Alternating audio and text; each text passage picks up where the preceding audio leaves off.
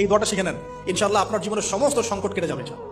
আমি নিজেও এই দোয়াটা বেশি বেশি করার চেষ্টা করি। দোয়াটা হচ্ছে, মুসা আলাইহিস সালাম একটা গাছের নিচে হেলান দিয়ে বসলেন, বসে দেখলেন দুজন মেয়ে দাঁড়িয়ে আছে দূরে, পানি নিতে পারছে না, লোকজন পানি নিয়ে যাচ্ছে, ওরা দাঁড়িয়ে আছে বেচারি। মুসা আলাইহিস সালাম গিয়ে বললেন, কি সমস্যা আপনাদের? এটা নিয়ে আপনারা আবার মেয়েদের সাথে কথা বলার চেষ্টা করেন, ঠিক আছে? তো মাহারাম গায়রা মাহারাম মেনে চলে। তারা বললেন যে আমাদের বাবা অনেক বৃদ্ধ মানুষ, আমরা পানি নিতে পারি না যতক্ষণ না আমাদের কম পানি নিয়ে চলে যায়। মুসা আলাইহিস সালাম একটু বললাম না, ফিজিক্যালি খুব স্ট্রং ছিলেন, থাকে না বডি বিল্ডার, সামনে গিয়ে কথা বলে সরব পানি দিতে দাও, তখন মানুষ একটু মূল্যায়ন করে না।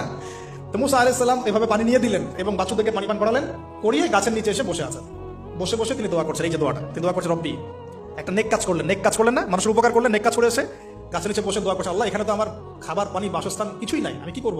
রব্বি ইন্নী লিমা আনজালতা ইলাইয়া মিন খায়রিন ফাকির, রব্বি ইন্নী লিমা আনজালতা ইলাইয়া মিন খায়রিন ফাকির। আবার বলেন, রব্বি ইন্নী লিমা আনজালতা ইলাইয়া মিন খায়রিন ফাকির। অর্থ হচ্ছে, হে আল্লাহ, তুমি তোমার পক্ষ থেকে আমার উপরে যে নিয়ামতগুলো দিবে, আমি এর জন্য ফকির হয়ে বসে আছি। আল্লাহ অর্থ বুঝে পড়বেন ভাই, নামাজ রোজা হজ জাকাত যাই করেন আল্লাহর রাস্তায় অর্থ বুঝে পড়বেন।